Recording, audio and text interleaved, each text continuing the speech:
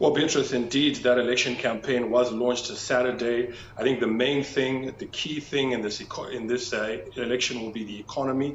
As you quite rightly say, currently a crisis is, Zimbabweans are facing this crisis where prices have shot up because the local currency has depreciated sharply over the last few weeks. That has affected prices of goods in supermarkets, prices of basic commodities. It's also eroded incomes and earnings of people, particularly those who earn in local currency. So those issues are affecting Zimbabweans across the board from all walks of life.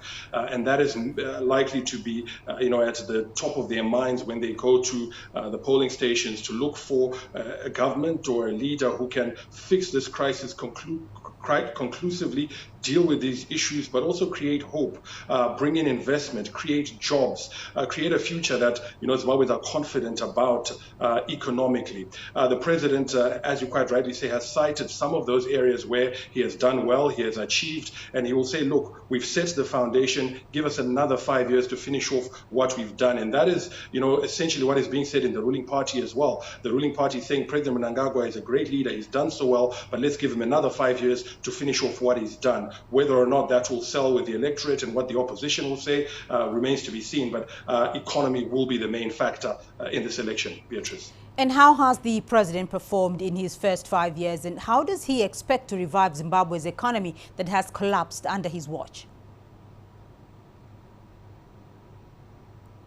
Well, I think, the last 5 years have been a mixed bag. They've been sort of checkered. I think on one hand, there has been a lot of infrastructure development. A lot of roads have been repaired and built. We've seen a lot of dams that are being built. Electricity generation has improved. On the agricultural front, there's been a record wheat harvest, a record tobacco crop this year, food self-sufficiency, from importing food over the last couple of seasons.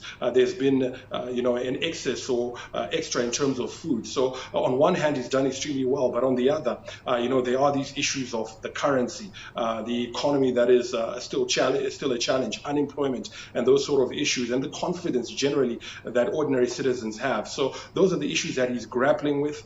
He has said, and this government has said, that there are forces at play, there are saboteurs who are trying to go against these economic reforms, who are fighting against these economic reforms. And I think what we'll expect to see from this government is measures to address those things, to go after those saboteurs, but also measures to try and support the domestic currency, because President Mnangagwa has been adamant that the Zimbabwe dollar is here to stay, and he'll do all he can to ensure that it is supported and it becomes stronger against the US dollar. And I think, he will have his work cut out for him, but certainly he will call on marshal all the resources within the party and the government to say, look, let's fix this currency issue, because it will be a big factor when people go to the elections in August.